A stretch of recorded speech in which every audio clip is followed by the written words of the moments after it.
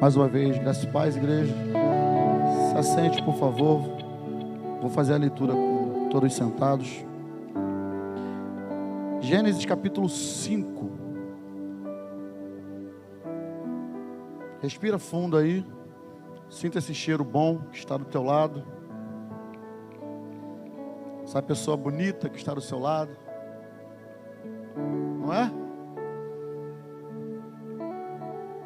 O ambiente está agradável? Você que já aprendeu, o ambiente está favorável a você? Porque Cristo na cruz, Ele tornou um lugar favorável a mim e a você. Amém? Gênesis capítulo 5.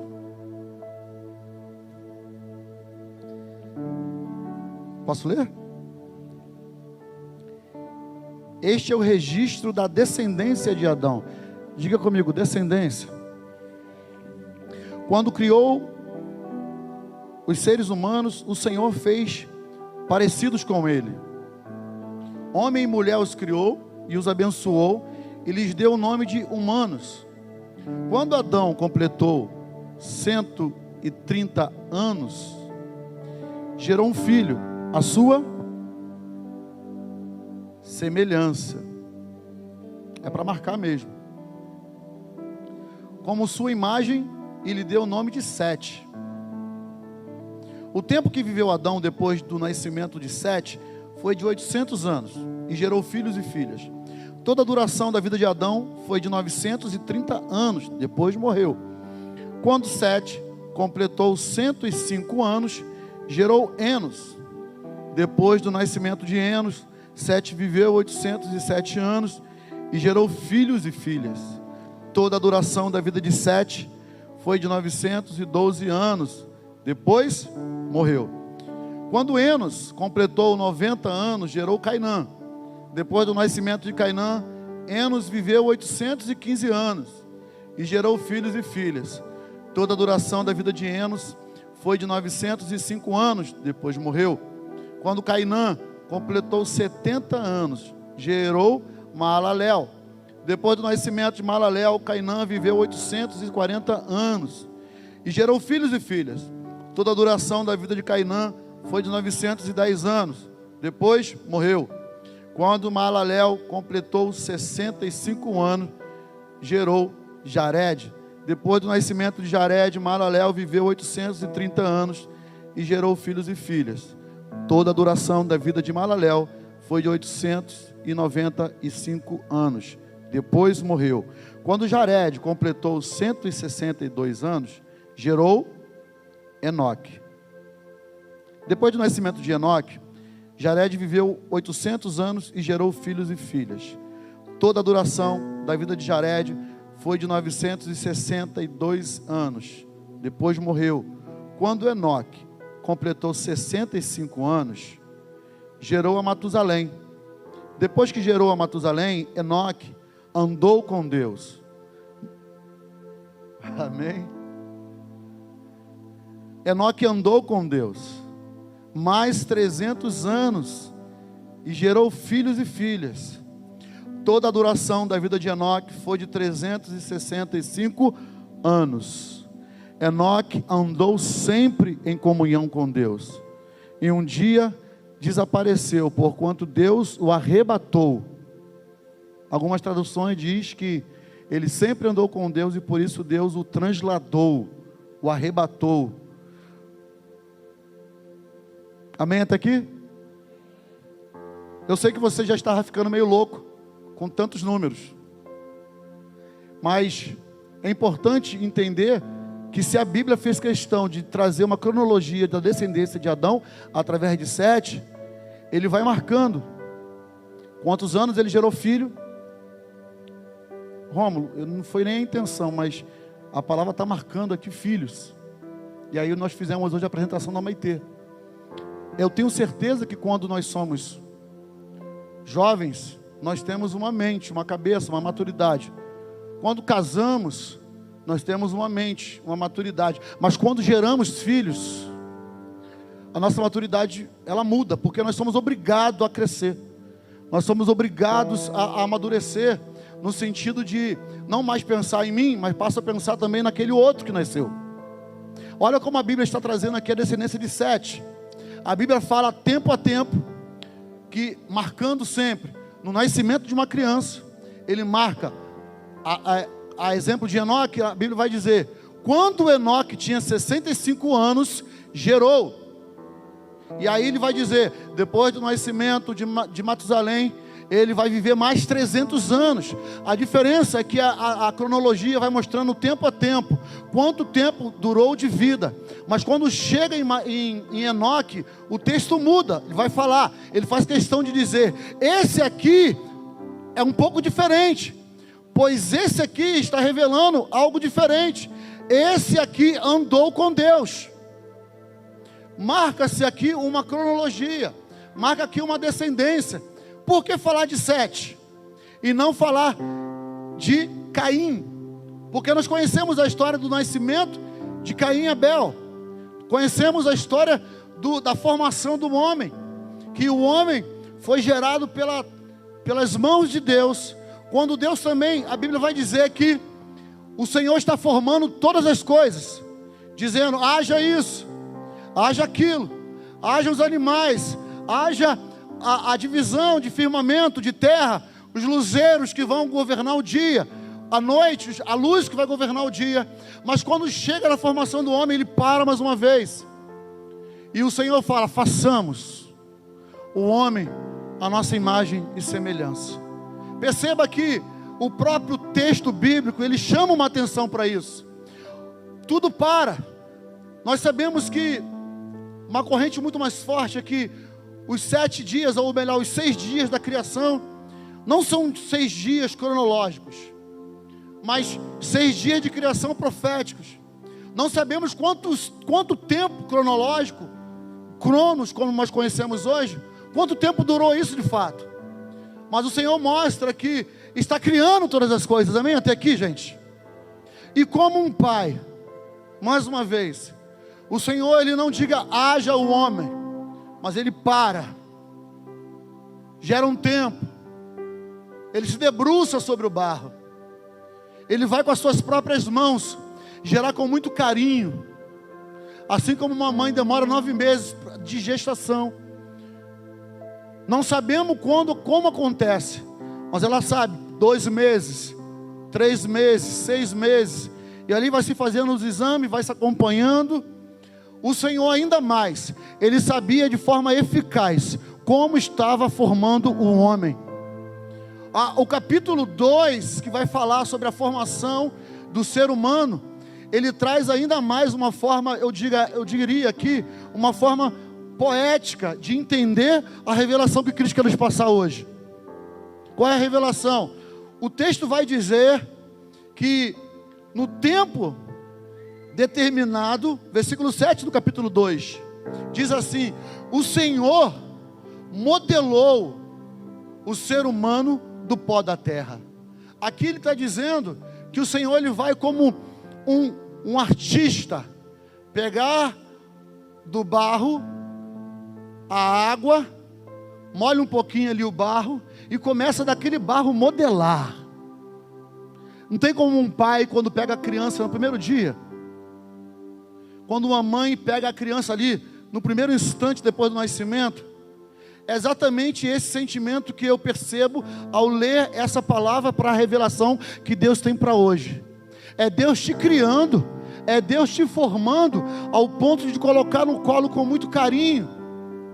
É Deus vendo os detalhes, dizendo assim, esse vai ter esse cabelinho assim, esse vai ter uma orelhinha assim, esse eu quero dar essa aparência. Mas uma coisa mais importante, além de todo o carinho que o texto nos revela, é que o Senhor está nos formando segundo a semelhança dEle. Quando entendemos que somos segundo a semelhança dEle, nós percebemos algo ainda maior. O Senhor quer fazer alguém que Ele possa se relacionar, que Ele possa ter intimidade, que Ele possa se expressar e o outro entender. É como um filho agora, não como uma mãe que pega um filho no colo, mas é como um filho que está no colo de uma mãe, e mesmo não tendo ainda o intelecto necessário, ele já se sente confortável, ela já se sente confortável porque está no colo da mãe. É quando uma criança está chorando, e aí ele está com muito costume agora de ficar no colo do pai. E quando esse pai pega, não é somente o pai que entende o conforto de ter um filho no colo, mas agora é o filho entendendo o conforto de estar no colo do pai. E ainda que ele não tenha um entendimento completo, como diz o apóstolo Paulo, ainda que a gente hoje entenda como espelho refletido, entendemos por parte, mas uma coisa nós entendemos: existe um conforto de estar no colo do pai. Quando eu estava distante do colo do pai, eu tinha uma inspiração: um dia eu quero estar de novo no colo do pai, e eu quero botar um perfume bem legal, eu quero botar uma roupa bonita, e eu quero dizer assim: hoje eu estou indo para a igreja, porque lá é o lugar onde eu me sinto no colo do pai. Será que nessa hora, nesse momento, você está se sentindo assim, independente de qualquer coisa, estando no colo do teu pai, o lugar que te dá conforto, o colo da sua mãezinha, o lugar que te dá conforto, porque aquele que nos criou, ele sabe perfeitamente o prazer que teve de nos criar.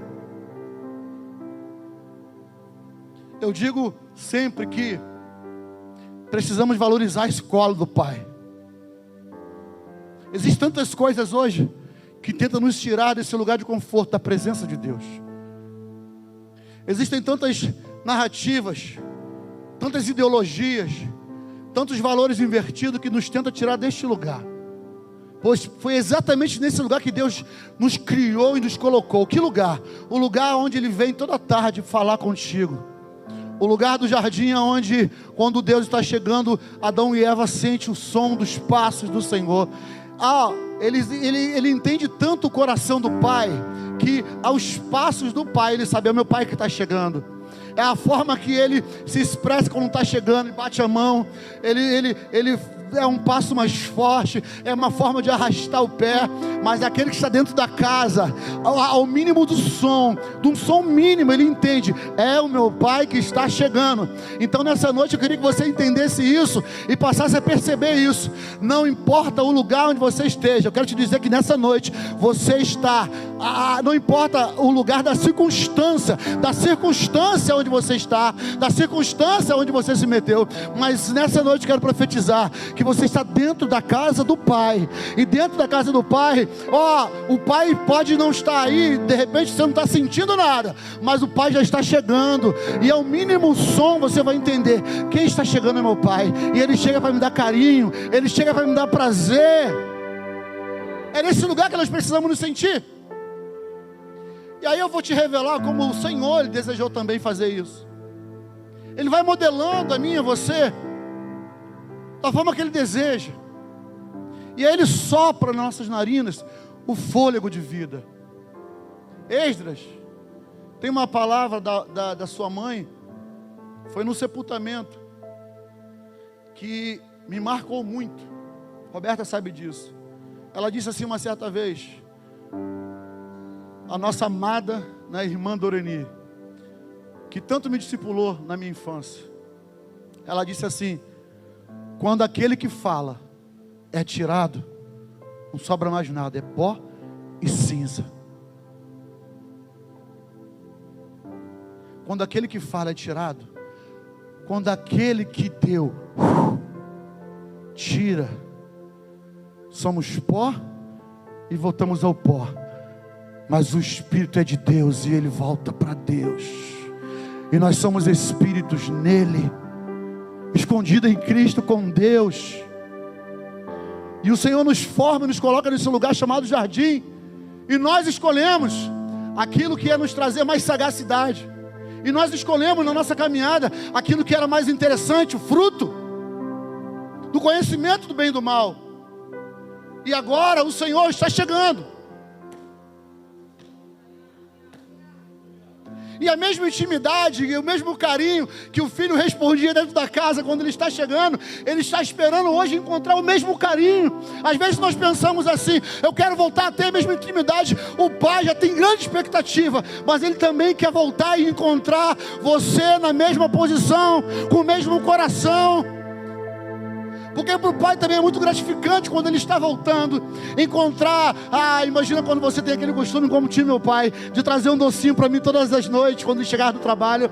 Não importava se ele chegava bem, se ele chegava mal, mas a gente ficava esperando aquele doce chegar, está chegando, e não importa, o pai hoje está chegando.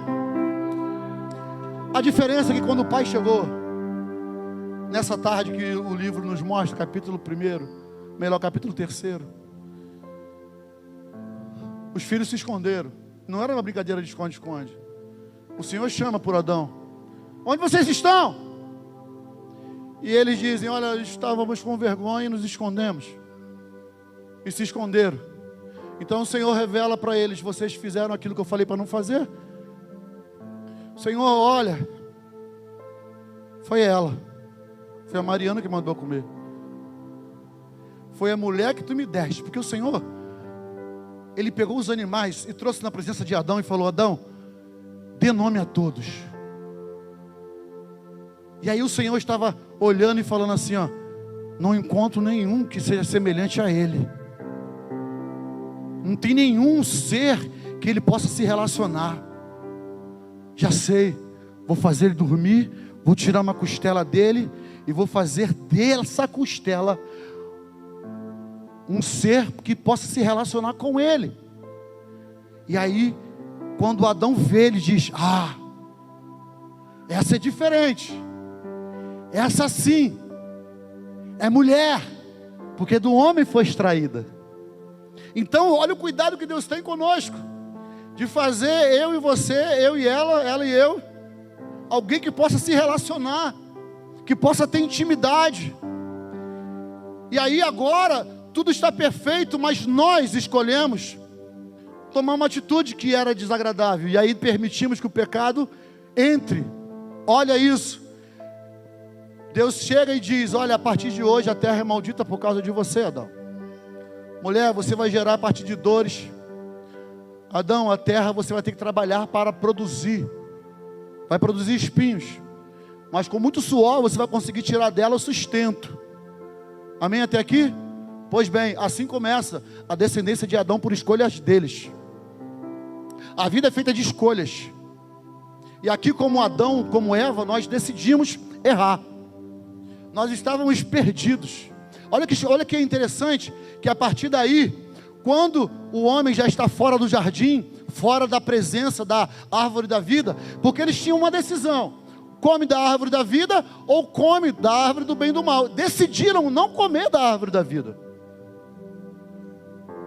decidiram não se deliciar da presença desse pai, e decidiram fazer aquilo que o pai tinha determinado para não fazer. Pois bem, agora estão fora. Amém até aqui, gente? Deixa eu caminhar um pouco mais. Agora começa a descendência de Adão. Adão gera Caim e gera Abel. Aí, olha o relacionamento que tem aquela geração com Deus. Escute isso. Percebam o relacionamento que tem aquela geração com Deus. Qual geração? A geração de Adão lá no jardim. Eles, ao ouvir os passos, sabia que era o pai chegando, sabia que era Deus chegando. Agora os seus filhos, ainda que estejam fora do jardim, ainda que a maldição já esteja sobre eles, agora ele gerou filhos. E agora Caim e Abel, os seus filhos, vão trazer uma oferta para Deus. Perceba isso, perceba comigo. Antes, Adão e Eva estão no jardim, agora não está mais. Antes a intimidade era tanta que, ao ouvir os passos, eles sabiam que era Deus, e Deus estava ali à tarde, estava ali com eles, se relacionando. Agora estão fora do jardim, mas Deus está fora, Deus os abandonou? Não, eles estão fora de alcançar a árvore da vida, mas Deus continua com eles, ao ponto de Caim e Abel trazer para si uma oferta. Caim e Abel, um vai ser pastor de ovelhas e o outro vai ser agricultor. Um traz os melhores frutos da sua colheita, o outro traz um animal sacrificado, quase um guisado, né? E aí para um, Deus diz assim para Abel: gostei do que você trouxe. E para Caim, Deus desagradou da oferta de Caim. Deus desagradou da oferta de Caim. Perceba comigo, é só uma introdução para a gente avançar. Caim, ele é responsável pelos atos. Deus não se agradou da atitude de Caim. Deus se agradou da atitude de Abel. O que Deus fez? O botou para fora? Não. Disse para ele: Caim, o que é isso? Por que o teu semblante está caído? Por que você está com um semblante com raiva? Se fosse pai e mãe da gente, falava assim: por que você está bicudo? Não faz bico não, não é isso? Pelo menos a minha mãe era assim, a sua era como? Não faz bico não. E Deus disse assim: por que o teu semblante transformou, Caim? Se você fizer o que é certo, não será aceito? Faça o que é certo. Os teus pais erraram, mas cabe a você agora fazer o que é certo. Caim, para aí, Caim. Não faça o que o teu coração está premeditando. Para. Já vi na tua face que o teu semblante está transformado. Você está doido para fazer o que o teu coração está cheio, e é mal. O que está no teu coração é mal, está no teu semblante. Para. Não faça isso. O que Caim faz? Continua o plano. Qual é o plano de Caim? Ei, irmão, vamos. Leva o irmão para um caminho e assassina o irmão. E agora a terra aonde Caim precisava plantar, porque a maldição era: Adão, você vai plantar com dificuldade, mas a terra vai gerar fruto. Agora a terra que foi amaldiçoada por causa de Adão, ainda é mais amaldiçoada por causa de Caim. Por quê? Porque Caim podia escolher fazer o certo e ele escolheu fazer o errado. E entra aqui o primeiro assassinato de um irmão. O primeiro assassinato: o sangue de Abel vai para a terra, e a terra começa a dizer que o sangue de Abel está nela. E aí, Deus diz mais uma vez: Caim, cadê o teu irmão? Por acaso? É aquele filho rebelde, né? Que o pai vai falar, que a mãe vai falar, tem sempre aquela altivez, aquele nariz em pé, e fala assim: por acaso eu sou o guardião do meu irmão? Sabe por que eu estou te chamando, Caim? Porque o sangue do teu irmão já está clamando na terra. Antes eu disse para Adão que ia ter dificuldade. Agora estou dizendo que por causa do sangue do teu irmão na terra, você vai tentar produzir na terra, mas a terra não vai te dar prosperidade. A terra não vai te dar prosperidade. E aí, quando eu vou para o capítulo 5, eu passo a revelar a vocês a descendência de Adão, mas a narrativa não vai contar a história de Caim. O que está sendo narrado pela Bíblia não conta a história de Caim, mas fala da história de Sete.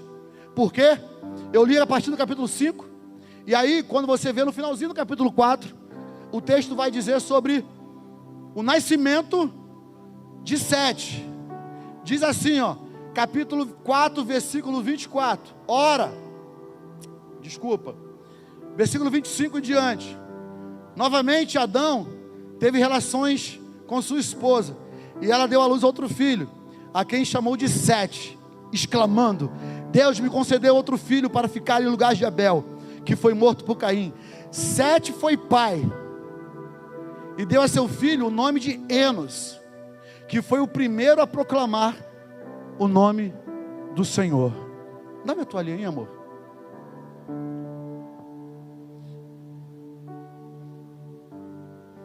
A partir de Adão, a geração teve escolha. Porque quando Adão erra, quando nós erramos lá em Adão, o Senhor nos deu um plano de redenção. O plano de redenção marcava aqui que sem derramamento de sangue não poderia ter perdão dos nossos erros. E aí o Senhor está marcando um lugar chamado Cruz do Calvário, para que o sangue de Cristo, como Cordeiro de Deus, trouxesse perdão sobre os nossos pecados. E a partir dali, nós vivemos pelos nossos atos. Sete vai gerar um filho, e esse filho de Sete, que nasceu em lugar de Abel, ele é o primeiro a chamar o Senhor de Senhor. O filho de Sete, ele vai adorar o Senhor. A minha tradução diz que ele é o primeiro a proclamar o nome do Senhor. É a partir daí que Deus é chamado de Senhor. É a partir da descendência de Sete. Então Deus não escolhe alguém por acaso. O amor de um pai é igualzinho para todos os filhos. Mas quando um dos filhos, depois que tem os filhos, nós entendemos isso, que quando um dos filhos se volta para o pai com um gesto mínimo de carinho, esse pai não consegue resistir. E aí alguém vai dizer: ah, ele gosta mais de você do que de mim, gosta mais de você do que de mim. Não, é porque é o gesto de carinho que esse filho deu. Sete nasce, gera uma descendência, e a descendência de Sete, Rômulo, vai chamar, vai adorar, é o primeiro a adorar o Senhor, agora fora do jardim. E olha a descendência de Caim. Caim vai gerando filhos. Quando chega aqui, da descendência de Lameque, agora na descendência de Caim, diz assim, versículo 24, versículo 25: vós, mulheres de Lameque, está dizendo isso, é a descendência de Caim. Está dizendo assim: vós, mulheres de Lameque, porque ele tinha várias mulheres, escute o que passo a declarar. Matei um homem por causa de ferimentos que me causara, e uma criança porque me ofendeu. Matou duas pessoas. Aí quando Caim, ele é marcado por Deus, Deus marcou Caim para quê? Marcou Caim porque ele disse assim: Senhor, esse castigo é muito pesado, não vou aguentar. Então perceba como a narrativa de Caim ainda é um homem que tem intimidade com Deus. Nós escolhemos fazer o que é errado, mesmo tendo intimidade com Deus. Nós desejamos fazer o que é errado, mesmo com intimidade com Deus. O texto nos revela de forma muito clara que quando Caim ele se entrega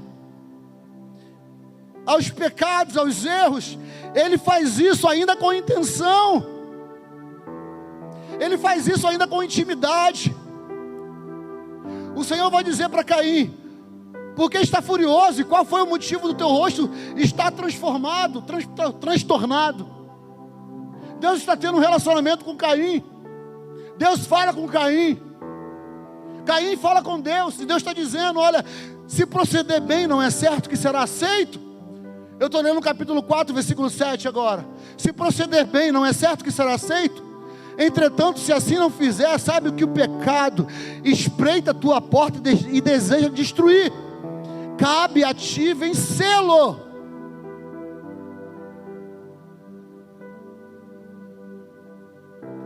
Versículo 11: portanto agora és amaldiçoado, que a terra que abriu a boca para tragar das tuas mãos o sangue de teu irmão. Quando cultivares o solo, este não te fornecerá mais da tua força. Serás um fugitivo errante pelo mundo, por causa das suas atitudes. E aí Caim faz assim, ó. O texto diz, versículo 13: apelou Caim. Apelou Caim. Você tem algum filho assim, fica apelando o tempo todo? Apelou Caim. Ele fez o que é errado. Deus deu uma sentença pela responsabilidade dele, pelas atitudes dele. E aí ele apela dizendo: meu castigo é maior do que posso suportar. Existe aqui uma ausência, Alan, aqui existe uma ausência de relacionamento? Não. Deus está falando com Caim, Caim está respondendo a Deus. Não existe uma ausência de relacionamento, existe uma ausência de obediência. O que existe aqui é uma rebelião. E ele apela, dizendo que o castigo é muito pesado, mas não tem a intenção de dizer: Senhor, eu errei, para tudo, como fez Davi quando foi advertido pelo profeta: eu errei até aqui. Não. A apelação é querendo justificar os seus erros. Nós, como seres humanos, somos assim, até que a graça nos alcance. Estamos sempre tentando justificar os nossos erros. E Caim vai dizer: meu castigo é maior do que posso suportar. Então eu quero marcar aqui: não existe ausência de relacionamento. O que existe é uma falta de respeito de Caim por Deus. O que existe é uma falta de gratidão. Deus está insistindo, dizendo: se você fizer assim, será aceito. E ele apela dizendo: é muito castigo para mim. Versículo 14, vê? Caim continua dizendo: hoje tu me expulsa desta terra, e terei de me esconder da tua face, e serei fugitivo errante pelo mundo,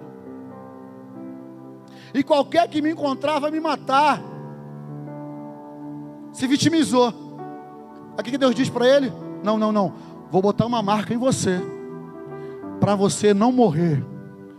Eu ainda vejo isso por misericórdia, porque se alguém te matar, esse vai pagar 7 vezes mais. Você está fugindo da minha face.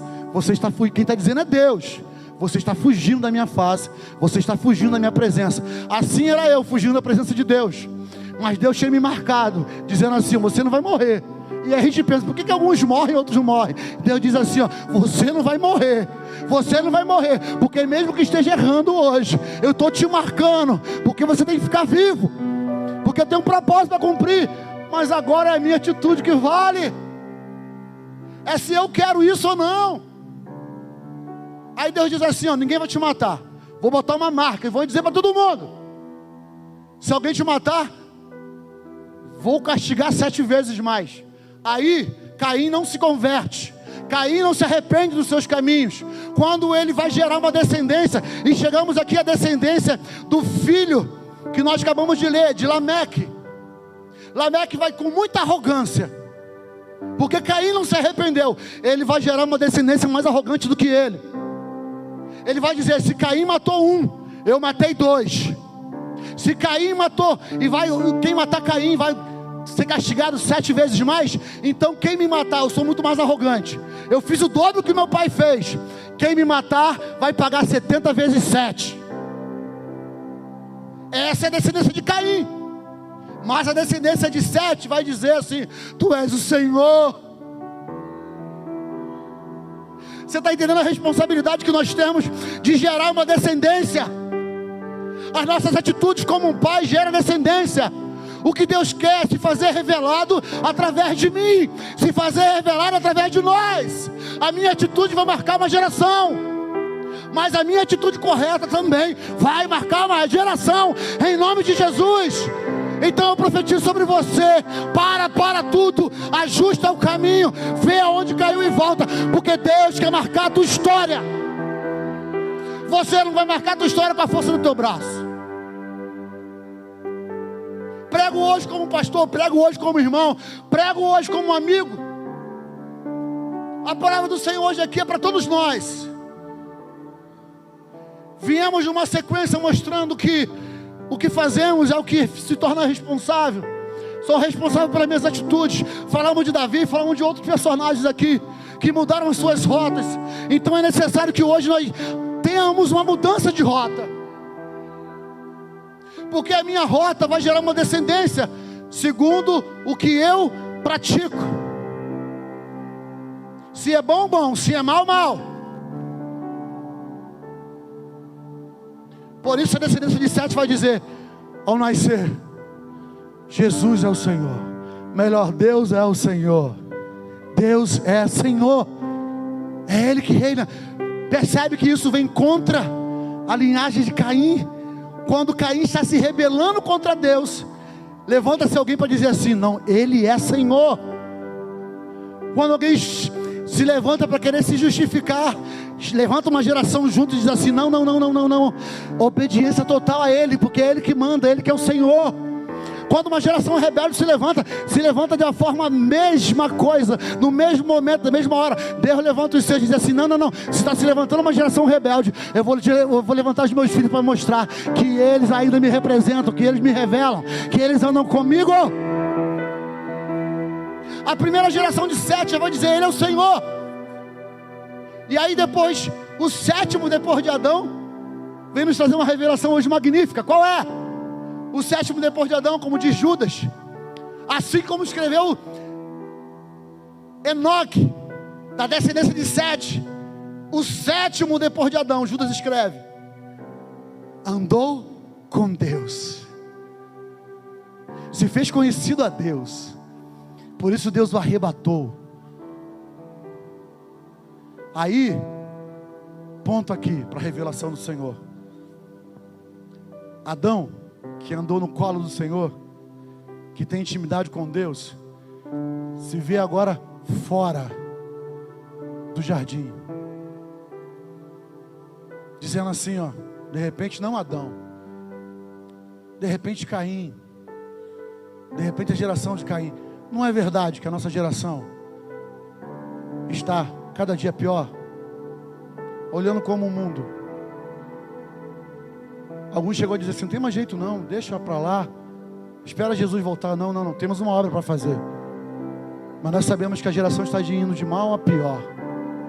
Mas da mesma forma como a geração está indo de mal a pior, Deus também está levantando os seus. A geração de Caim estava indo de mal a pior. E aí, não tem como Caim dizer assim, ó, ele não existe. Na nossa geração hoje dizem que Deus não existe. Já ouviu falar sobre isso? Alguém já disse isso para você? Mas na geração de Caim não tinha como dizer isso. Geração de Caim está rebelde com Deus, mas está falando com Deus. Eu acredito que depois da geração de Caim, alguém teve a ousadia de dizer assim, ó, eu acho que esse Deus não existe não. Começou a levantar narrativas que dizia assim, ó, saí, que o homem que estava no jardim, que comeu a fruta, isso aí é história de criança para o jardim da infância. Eu digo para você que não, que é a palavra de Deus viva e eficaz. Tanto que Deus está dando nesse texto revelações profundas para a gente. Ainda que tem uma geração que está dizendo assim, Deus não existe, Jesus não vai voltar, acabou isso tudo. Está se levantando uma geração para fazer o contrário. Se revelar, Deus se revelando através dessa geração. Eu creio que é você, amém? Porque essa geração de Caim estava dizendo assim, ó, Deus não existe, não tem mais jeito. Essa é a história da carochinha, igualzinho no dia de hoje.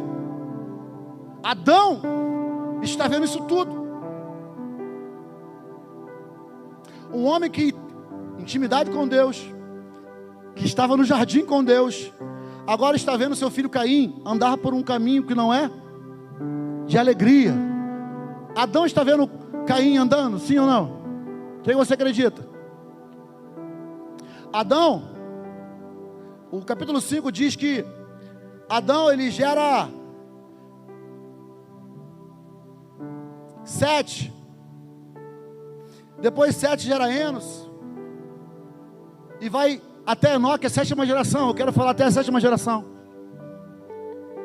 Você acredita que enquanto é um filho gerando outro filho, a Bíblia não está contando os filhos de Adão, mas começa a contar a geração a partir de 7.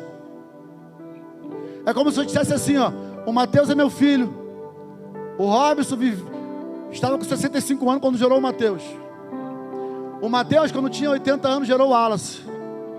O Wallace, quando tinha 100 anos, gerou o Wesley. Deus vai contando as gerações. E aí quando chega na 7ª geração, agora o Wesley gerou o Rômulo.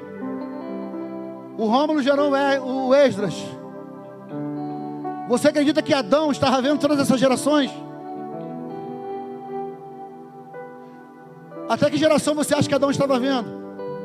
Porque se Adão estava vendo a geração de Caim crescendo, Adão também estava vendo a geração de Sete crescendo. Então um pai que andou no jardim com Deus, tem intimidade com Deus, que está vendo uma geração dizendo assim, esse Deus não existe, ele também está vendo uma geração de Sete dizendo assim, sim, Ele é o Senhor. Porque Deus, Ele não dá peso que a gente não possa suportar.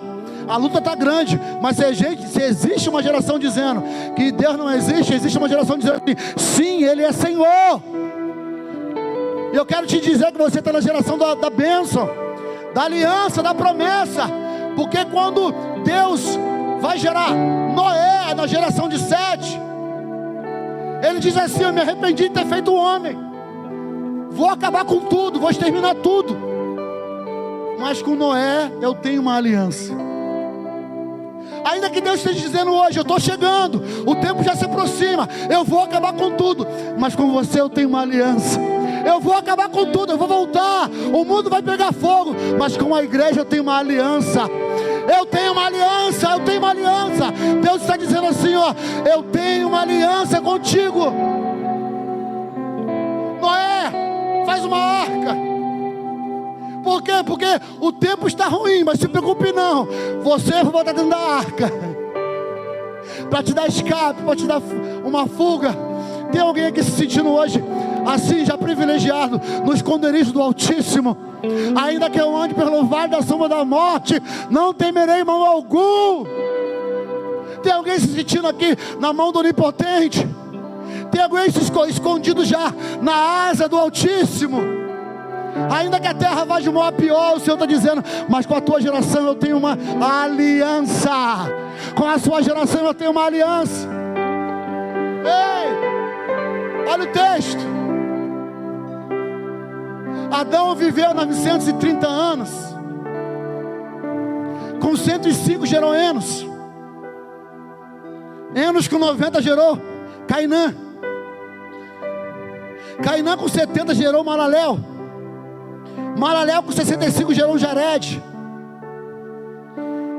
Jared com 162 gerou Enoque. E quando Enoque gera o seu filho com 65, Adão aqui está com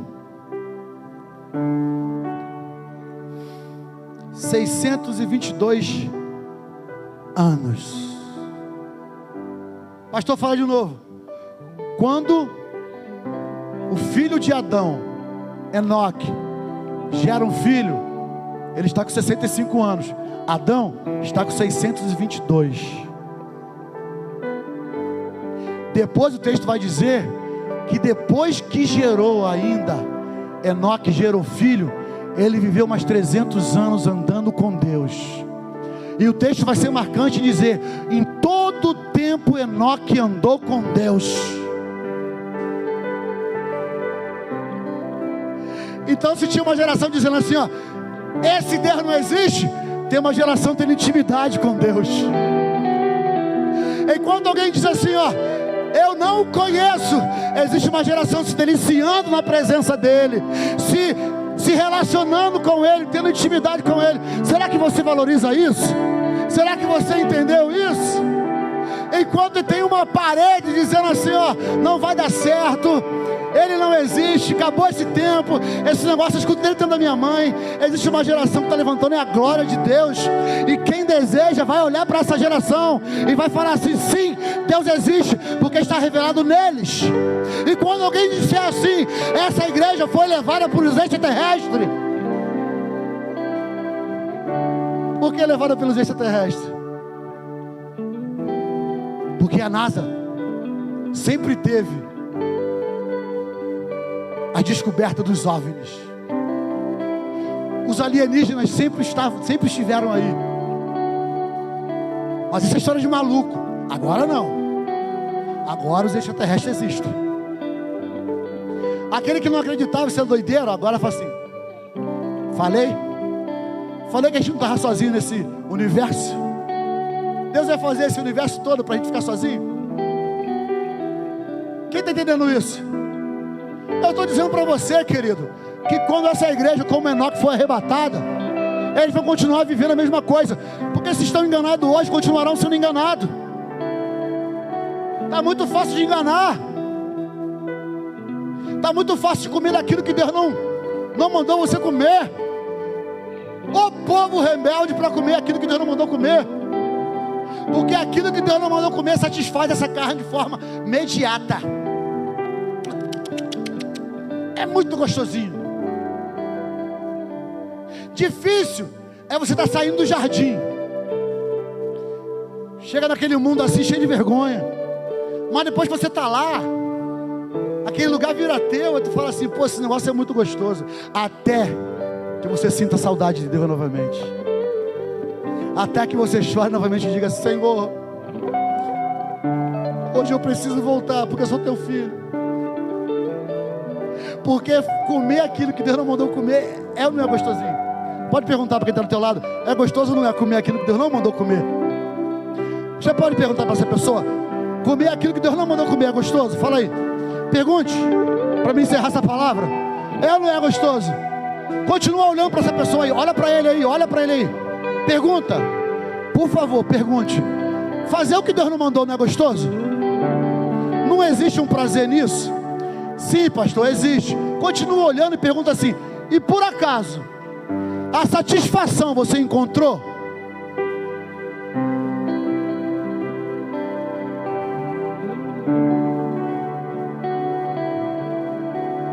tem satisfação. Porque o pecado não traz satisfação. O pecado não traz satisfação. Escute essa palavra, ó. A vida eterna é esta. João 17:3. Que conheçam a Ti, por único Deus verdadeiro, e a Jesus Cristo, a quem o Senhor enviaste. Olha só o que está escrito em Efésios 2:6. Deus nos ressuscitou com Cristo, e com Ele nos entronizou nos lugares celestiais em Cristo Jesus, para revelar às eras vindouras a suprema riqueza da sua graça. Estamos aonde? Escondidos em Cristo, por intermédio da sua bondade para conosco em Cristo, porquanto pela graça sois salvos. Aí o texto vai dizer, por meio da fé, e isto não vem de vós, é dom de Deus, não vem por intermédio das obras, a fim que ninguém se sinta orgulhoso. Versículo 10, pois somos criaturas de Deus, realizadas em Cristo Jesus, para vivermos em boas obras. Existe aqui um propósito, para vivermos em boas obras, as quais Deus preparou no passado, para que nós as praticássemos hoje. Sabe o que Deus está dizendo? Eu me revelo através de você. Você nasceu, eu te escondi em mim, para que pratique as boas obras. Então Deus, Ele tem um plano na humanidade, se fazer conhecido. Não o Deus do céu, mas o Deus que está presente. Como? Através de você. Então enquanto alguém diz que não, uma geração se levanta para dizer sim. Várias gerações Deus já não existe. Que é isso? Não, eu nunca perdi intimidade com Ele. Alguém pode dizer para você que tem experiência que Ele não existe? Pelo contrário, a palavra de Deus está dizendo assim, voz de ânimo dobre, voltai para Deus. Purifique o vosso coração, as vossas mãos, o vosso caminho cambaleante, volte. Porque o texto a qual foi lido aqui hoje pela Ruth diz, 2 Crônicas 7:14, se o meu povo, assim como Caim, que se chama pelo meu nome. Tem alguém aqui que foi marcado por Deus, tem o seu nome? Alguém aqui tem o nome de Cristo? Alguém que foi gerado por Deus? Se o meu povo, que se chama pelo meu nome, se ele se humilhar, orar e buscar a minha face, porque Deus não é Deus que passa a mão na cabeça, Deus é um Deus de justiça. Se você se voltar, se humilhar, e buscar a minha face, e se afastar dos seus maus caminhos, eu dos céus ouvireis, perdoarei o pecado e curarei a sua terra. Aí o texto vai dizer assim, se agires conforme tudo quanto te ordeno, se obedecer os meus mandamentos e as minhas normas. Para encerrar, 6 gerações foram marcadas por Deus até Enoque. Mas quando chegou na geração de Enoque, o texto vai dizer, e Enoque andou com Deus. E depois que Enoque gerou Matusalém, viveu ainda mais 300 anos. E Enoque andou com Deus todo o tempo da sua história.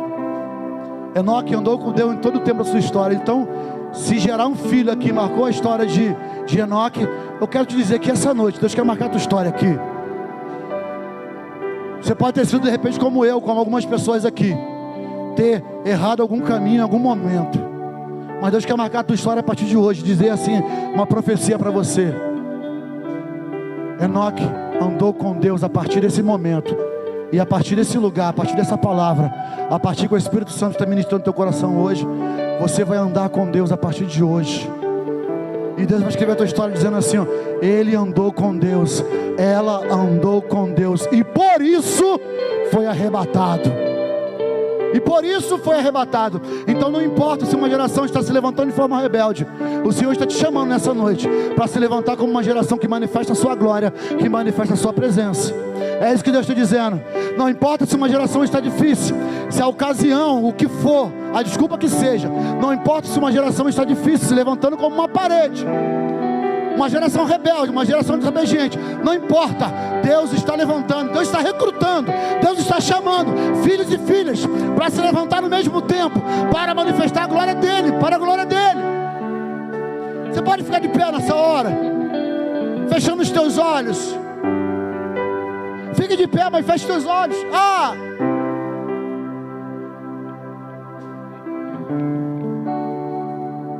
Nós estamos diante de uma palavra como essa. E tudo que um pregador deseja é ouvir um glória, é ouvir um aleluia. Eu sei que teu coração está queimando aí, mas se você ajuda a gente a levantar um culto para o Senhor, aí é mais gostoso, aí fica mais fácil. Porque nós estamos aqui nessa noite não como alguém simples. O que é simples? O sentido é não como alguém, esqueci a palavra, Roberta, me ajuda. Inocente. Não somos inocentes. Podemos ter aqui dois grupos, mas eu quero profetizar que só tem um. Mas a Bíblia nos apresenta dois grupos de pessoas. Romano vai dizer que é indesculpável o ser humano dizer que não o conhece. Então nós temos aqui somente dois caminhos. Se arrependa e volte ao caminho do Senhor, porque aí você vai ser aceito. Ou siga o caminho que você desejar, mas o pecado, ele deseja te matar. Então, não somos inocentes aqui. Se entramos por essas portas, seja qual for o motivo, Deus está dizendo para você que você não é alguém inocente, de não saber o que está fazendo. Você veio aqui para oferecer um culto a Deus. Você veio aqui para oferecer algo ao Senhor. Você aprendeu desde criança que não se chega na presença de Deus de mãos vazias. Caim trouxe uma oferta, Abel trouxe uma oferta, mas o nosso Deus, Ele esquadrinha corações. Ele sabe o que está no coração. Ele sabe o que está no coração. Não tem desculpa para dizer: Senhor, eu não sabia. Não, você sabe. Ofereça a sua oferta para o Senhor hoje. Pastor, eu tenho medo de oferecer e o Senhor não aceitar. Não. A Bíblia fala que um coração arrependido, que um coração contrito, Ele não lança fora. Porque Ele vê além do que está na tua mão, Ele vê o teu coração. Então não sejamos aqui uma geração de Caim, mas uma geração de Sete. Eu sou ousado para dizer a geração de Abel, porque a morte não pode paralisar os planos que Deus tem sobre você. Porque os planos de Deus sobre a sua vida vai além da morte. Então eu quero dizer que Sete é a geração de Abel. Então não importa se a morte tenha encontrado já os teus dias, mas eu quero te dizer que o Senhor está nesse lugar, e Ele quer aprovar o que está nas tuas mãos. Oh Jesus, fique tranquilo, não vou fazer apelo nessa noite, não para você ficar na frente, mas para ficar aí quietinho onde você está. Não vou te chamar aqui na frente, não, vou te chamar para você ficar aí onde você está. Mas o meu apelo é: se essa palavra foi para o teu coração, se existe algo que o Espírito Santo está fazendo nessa noite no seu coração, como um dia fez no meu, eu só quero que você feche teus olhos e fale com o teu Deus. Não importa o lugar onde você esteja, o Senhor nunca deixou de ter um relacionamento com você, foi você que deixou de ter relacionamento com Ele. Então quem precisa voltar é você. Então volte aí onde você está, se relacione com Ele aí, fale com Ele aí, ofereça uma oferta para Ele aí, ofereça uma oferta a você para Ele aí. Eu falo isso com muito entusiasmo, porque hoje nós estamos diante de um culto de Santa Ceia. Eu quero te dizer que hoje seja a primeira Santa Ceia da tua vida em anos. Eu quero profetizar que não importa o que você fez até aqui, a Santa Ceia que nós vamos ministrar aqui nessa noite não é a Santa Ceia da Igreja Metodista, porque a Igreja Metodista não pode gerar Santa Ceia. Só quem pode gerar algo santo é aquele que é santo, e é Jesus, que é o Cordeiro Santo de Deus, que tira o pecado do mundo. De repente hoje é o privilégio de você, depois de anos, estar na presença de Deus. Sabe lá qual foi o motivo que te trouxe aqui? Mas agora você entendeu que você está diante de um Deus vivo e que você precisa oferecer algo para Ele. Eu não estou te oferecendo uma palavra humana, não estou te oferecendo uma palavra que tem um homem no centro. Eu estou te oferecendo uma palavra que tem Deus no centro. Eu estou te dizendo, não estou te dizendo que devo te dar carro, não estou te dizendo que a partir de hoje devo te dar uma casa. Eu estou te dizendo que se a partir de agora você se arrepender, Deus vai te dar a salvação. O presente é Ele, o presente é a presença dEle, porque não tem nada mais valioso que a presença dEle. Por isso que adoramos Ele, dizendo que não vale mais a pena um dia na sua casa, um dia nos teus atos, do que 1000 sem ti. É necessário, é tempo de gerar esse relacionamento com Deus. Não é somente para você que entrou aqui hoje. A palavra de Deus está sendo ministrada para gerações assim. Existe um tempo onde Deus está chamando os filhos para levantar, porque o tempo está acabando. O tempo está acabando, mas Deus ainda tem algo para fazer nos nossos dias, nessa geração. E o Deus quer fazer através de mim e de você.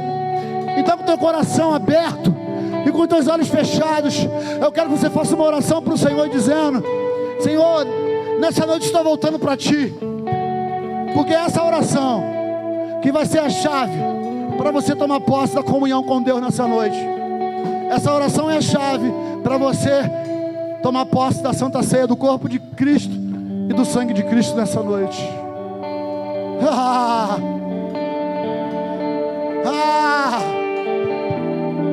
O único problema daquele que está na casa é se acostumar com a presença do Pai. O único problema daquele que está na casa é se acostumar com a presença do Pai. Quando estamos muito tempo na casa do Pai, corremos o risco de nos acostumar com a presença dEle. Mas a palavra de Deus é aquele que muito é perdoado, a esse sabe valorizar a presença. Quando estamos sujos no pecado, aí sim valorizamos a presença dEle. Aí sim entendemos quem é Ele. E aí, como o filho que está voltando para casa, ele diz assim: eu vou me levantar de onde eu me meti, de onde eu vim parar. Eu vou até a casa do meu pai e vou dizer: Senhor, é melhor estar na sua casa como um dos teus servos. Faça de mim, Senhor, um dos teus servos. E o Senhor vai dizer para você nessa noite: você vem querendo ser servo, mas eu tenho autoridade para te dar. Toma um anel. Você vem para dizer que é servo, mas eu quero te dar uma sandália para te mostrar que você é distinto, que você não é apenas um escravo, que você é filho. Tem filho do reino aqui nessa noite? A graça de Cristo está sobre nós nessa noite, sim ou não? Tem filho que foi alcançado pela graça aqui nessa noite? E isso não vem de vós, é dom de Deus, Ele que nos deu. É Ele que nos deu. Se tem labareda de fogo aqui, eu queria que queimasse, para gerar um ambiente favorável para aquele que está chegando. Se tem crente cheio do Espírito Santo aqui, eu quero pedir que queime, que queime, que queime, que adore, que adore, que adore. E para você que essa palavra faz sentido, eu quero que você repita uma oração comigo. Para você que essa palavra faz sentido, eu quero que você repita uma oração comigo. Eu quero pedir que toda a igreja acompanhe junto. Diga assim: Senhor Jesus. Mais forte. Se essa palavra fez sentido para você, faça mais forte. Diga: Senhor Jesus, hoje, essa noite, como um filho, eu volto para sua casa, na casa do Pai, porque aonde eu andei, não encontrei prazer que me traga satisfação como na tua presença. Na tua presença, Senhor, eu não preciso de mais nada, só de Ti. Por isso, Senhor, nessa noite, como Enoque, eu quero andar com o Senhor até ser arrebatado. A partir de hoje, eu quero andar com o Senhor, até que eu seja arrebatado. A partir de hoje, Senhor, que o tempo esteja sendo marcado, eu quero andar contigo, até que eu seja arrebatado. A igreja pode dizer isso junto? A partir de hoje, Senhor, andaremos contigo, até sermos arrebatados. Você pode aplaudir o Senhor por essa oração, dizendo amém? Que assim seja, que se cumpra na minha vida.